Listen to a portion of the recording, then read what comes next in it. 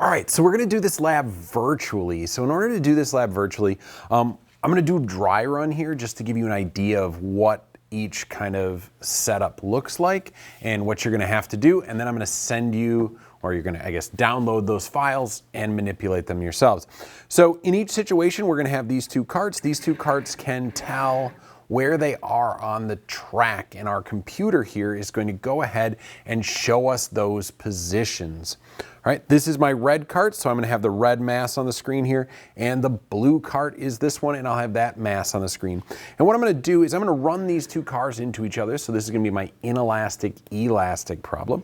And when I run them into each other, they are gonna bounce off, and afterwards they're going to be moving some velocity. So what I wanna do is I wanna find the velocity of each of them before and after the collision. That's my goal. So let's go ahead and get the computer going here.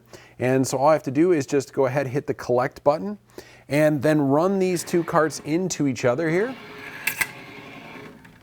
And stop. And you'll see that I get my two lines here. So let's go ahead and see how we manipulate those. All right, so now we got our data. Now we need to find the velocity before the collision and after the collision.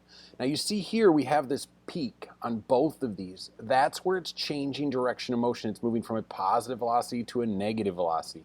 We see that also down here on the velocity versus time graph. We have this constant positive velocity, then we see them collide. We see this big change, and now they have the negative velocity. We're gonna go ahead and try and find that velocity from these graphs.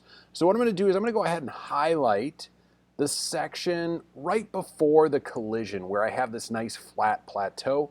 I'm gonna go ahead and click the statistics button up here, and I'm gonna choose both of them. Yes, I want both my velocity statistics, and that is going to tell me what is the velocity before the collision for my red down here and my blue up here.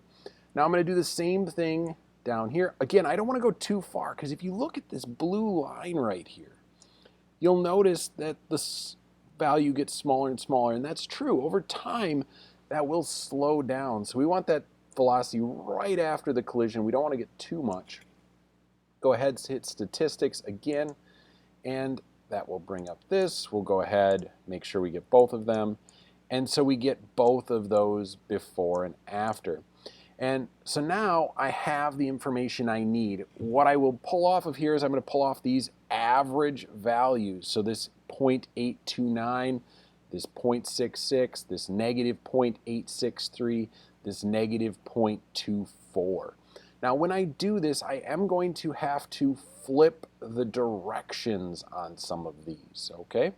What that means is, for instance, I'm going to switch the red. So for instance, here it's 0.6616. I'm going to just call that negative 0.6616. And over here, it's negative 0.2469. I'm going to call that positive 0.2469.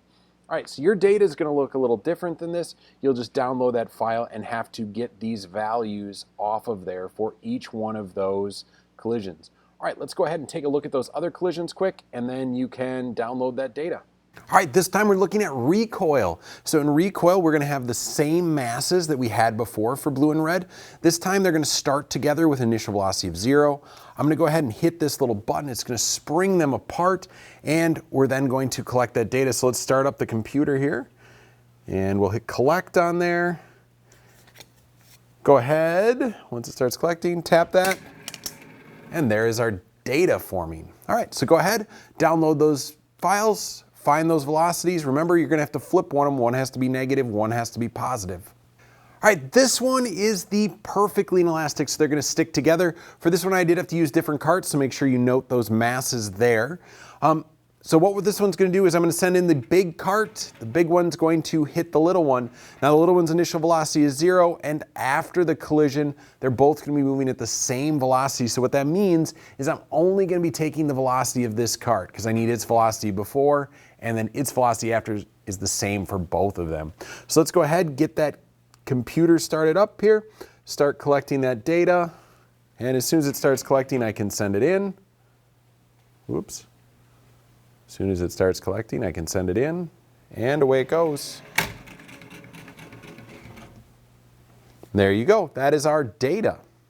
All right, so now that we have seen all this data, what you're gonna do is go ahead, go down, start downloading those little data files, seeing what that looks like on the computer there, getting that data, and then you can do your calculations. Remember at the very end to go back and watch the lab write-up video to kind of make sure you did everything right and what that all entails putting it together into the report.